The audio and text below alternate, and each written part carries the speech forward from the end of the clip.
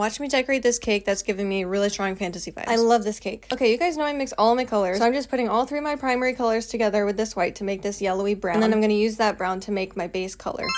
Ta-da! Okay, so this was the first time I tried the microwave method where you microwave your buttercream so it goes on smoother. I also just plopped it on the top and spread it on the sides this time because I've seen other people do that. Normally, I just put it in a piping bag and pipe it all along the cake. It was fun, but I'm sticking to my piping bag next time. My buttercream was really smooth from the microwave method, but my cake was too cold. So it got air bubbles all on the side, but then I realized I was going to add texture anyway, so it kind of worked out. It just added to the vibe I was going for, which was a crumbling castle wall. So I just added more texture with my offset spatula, and then I'm adding these pillars on the side. This was my first time doing pillars on a cake, but I've seen it on other cakes and I always loved how it looked, so I had to try it. Also, my customer gave me creative freedom. It was a guy ordering a cake for his wife's birthday, and I've heard so many horror stories about guys ordering cakes and having no idea what their wife even likes, but he was not that kind of customer. He was ready. He knew what kind of flavor she liked, and he told me her interests and what kind of person she is even. We decided on a nature themed cake because she loves nature, and some rubies on the side because rubies are her birthstone. So I kind of randomly added this greenery on the side, and then I'm adding vines on all of the pillars so that it looks kind of overgrown. And I mixed kind of a duller, darker green for this because I didn't want it to be too bright and vibrant. I like to make sure my colors go well together, so that darker beige color on the bottom is from the exact same mix I made in the beginning. And then if I feel like one of my colors kind of stands out too much from the rest, I'll just mix it with the others. Like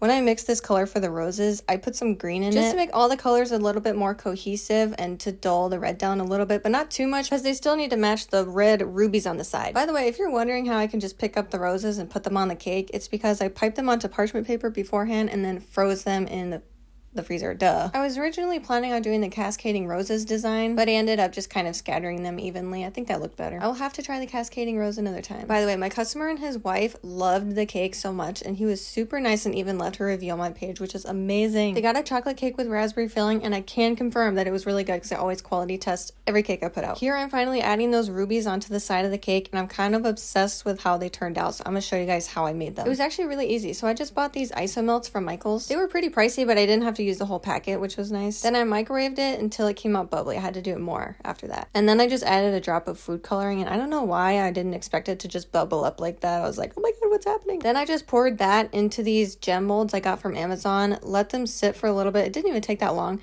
And then they dried and I put them on the cake. Like I said, this cake was giving me major fantasy vibes. So I want to know, if you guys were living in a fantasy world, what would you be? Like a mermaid, elf, princess, knight, whatever it is? I would totally be an elf.